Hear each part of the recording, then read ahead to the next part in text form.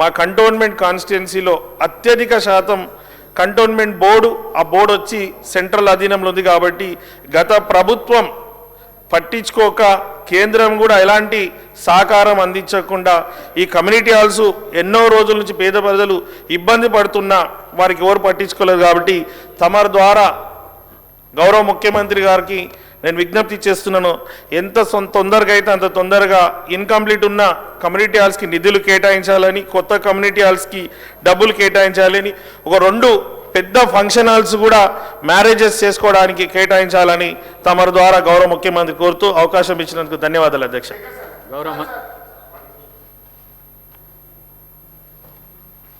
Sir ఇప్పుడు చిన్న supplementary sir, before that దీనికంటే ముందు ఒక క్వశ్చన్ ఉంది, మీరు పోస్ట్పోన్మెంట్ అని కూడా చెప్పలేదు. మందుల శామ్యుయల్ గారి క్వశ్చన్ అది ఉన్నది, మరి మీరు చెప్పాలి కదా సార్. కౌన్సిల్ పోయేడున్నదని తీసుకున్నారు, మీరు ముందు మాకు సభకు చెప్పాలి కదా సార్, మీరు సీరియల్ ఫాలో కాలేదు ఒకటి. ఇంకోటి sir, on the request of the members 2 క్వశ్చన్లు పోస్ట్పోన్ అయినట్టుగా ఇక్కడ ఇచ్చారు.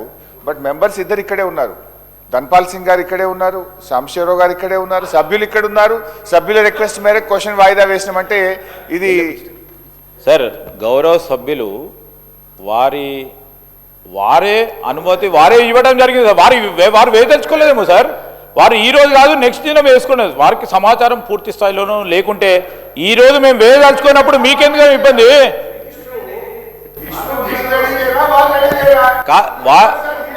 అరే సార్ వాళ్ళు రెడీ మేము రెడీ అనేది ఉండదు సార్. దీంట్లో ఈ రోజు వారు క్వశ్చన్ వేసిన తర్వాత వారికి స్వేచ్ఛ ఉంది అధ్యక్ష. They have every right to request honourable speaker to postpone.